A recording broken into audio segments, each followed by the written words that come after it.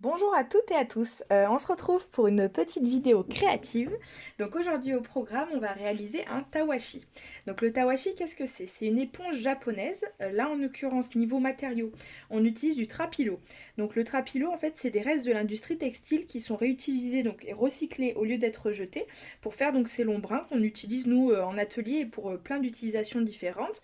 Pour faire par exemple des petits liens pour les jupes, pour des décorations, voilà, pour plein de choses.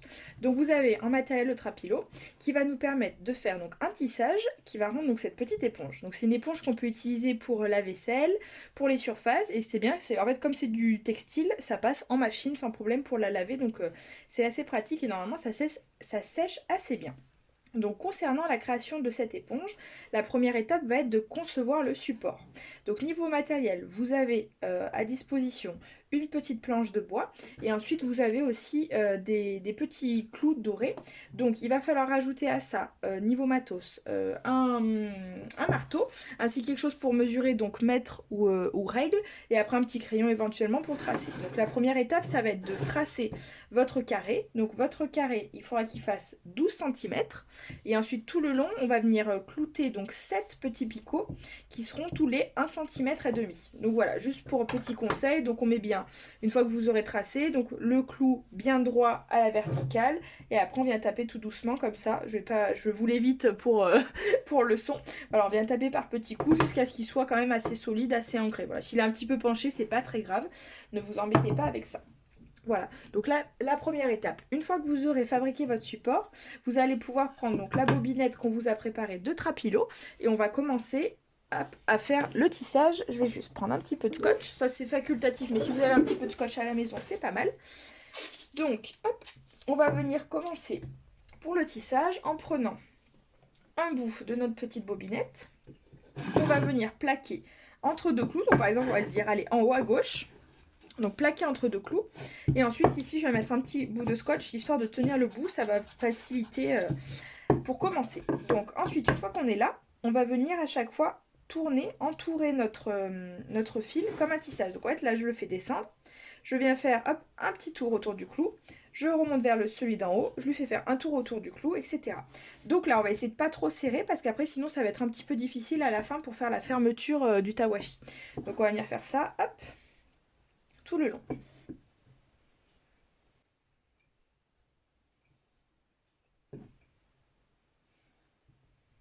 Voilà. Donc on arrive ici. Donc vous voyez, là j'ai commencé entre ces deux clous. Et là, à la fin, je vais arriver entre ces deux clous. Donc maintenant, on va utiliser un autre petit accessoire qui est fourni aussi dans votre box. On va utiliser une aiguille. Donc c'est pas obligatoire, vous pouvez le faire aussi avec les doigts. Une aiguille à chat épais dans laquelle on va venir passer notre trapilo. Hop. Elle va nous aider du coup à passer pour le tissage. Et maintenant, on va venir donc faire un petit tour autour de celui-ci, aller se positionner contre celui-ci et à partir de maintenant, donc on va passer là entre les deux clous, on va commencer le tissage. Donc le tissage c'est très simple, il faut juste faire une fois dessus, une fois dessous, une fois dessus, une fois dessous. Donc dans n'importe quel ordre, vous pouvez commencer dessus, dessous, ça n'a pas d'importance. Donc par exemple là je vais décider de passer dessous. Donc je prends un seul fil, je passe dessous. Celui d'après ici je passe dessus, celui d'après dessous, etc. Hop. Donc par exemple, quand j'arrive à la moitié, je peux commencer à tirer un petit peu. Voilà, donc vraiment, j'en prends un sur deux. Je fais attention de ne pas en oublier, de ne pas faire deux fois pareil pour les fils. Hop. Donc là, je viens le tirer en entier. Il va peut-être se torsader un petit peu, donc pour les plus maniaques, vous pouvez le mettre un petit peu en forme.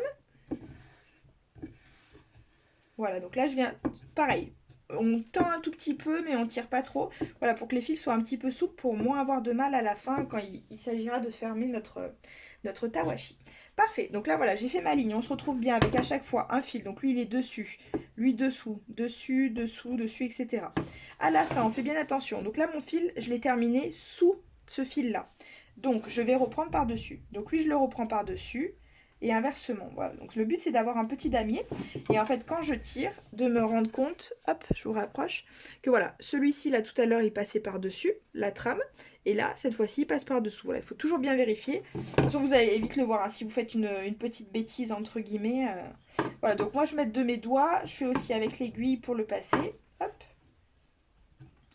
Tac.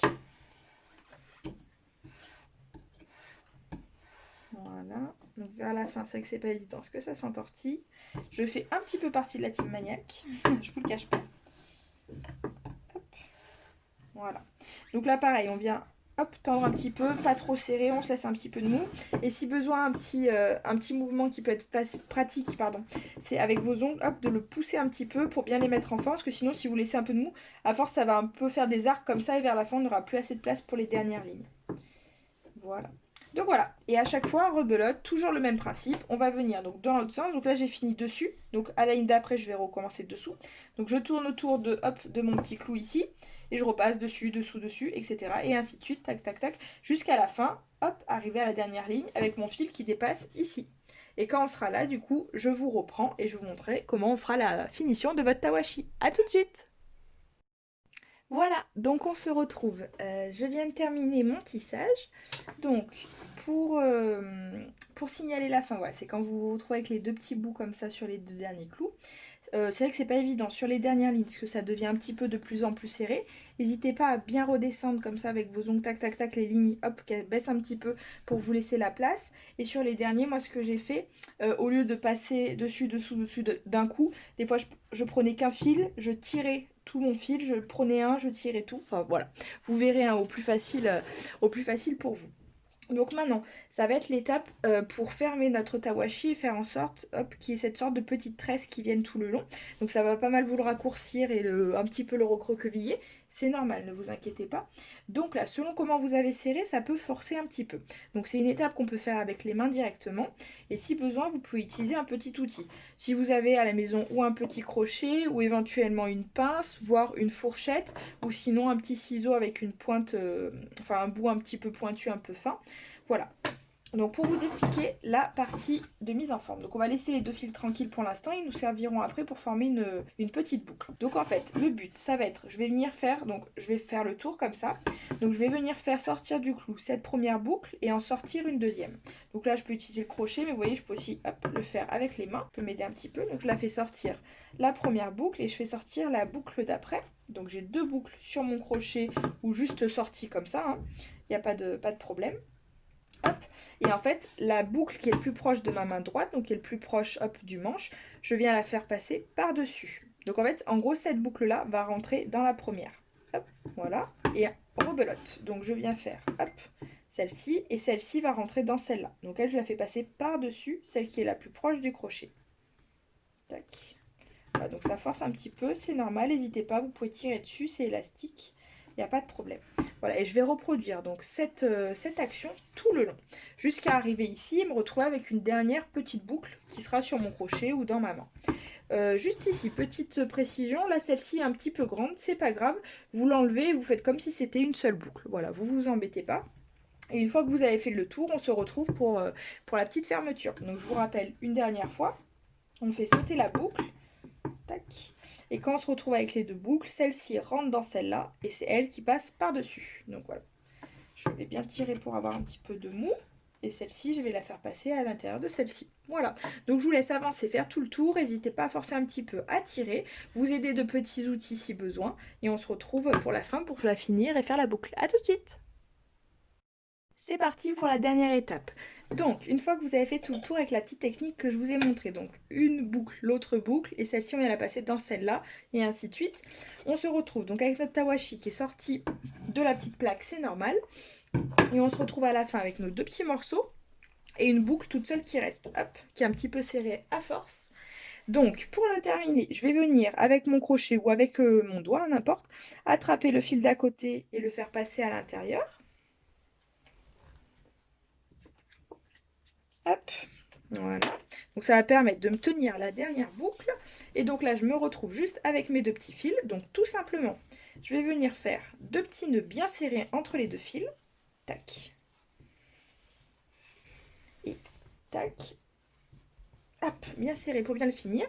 Donc il est un peu recroquevillé, c'est normal. N'hésitez pas à tirer dessus, à bien le détendre, à le mettre en forme. Hop. Parfait. Et avec les deux petits bouts qui me restent, pour pouvoir l'accrocher, donc je peux hop, enlever le surplus, je vais venir faire ce qu'on appelle un nœud autour du doigt, pour avoir donc un petit nœud ici qui me permettra ensuite de l'accrocher, d'avoir une petite boucle pour le manipuler plus facilement. Donc je vais venir hop, prendre un doigt, le passer autour, faire comme une boucle, et ensuite le récupérer les deux petits bouts à l'intérieur. Voilà, c'est vraiment un nœud tout basique en prenant les deux fils en même temps. Tac, si j'arrive à récupérer, voilà, parfait.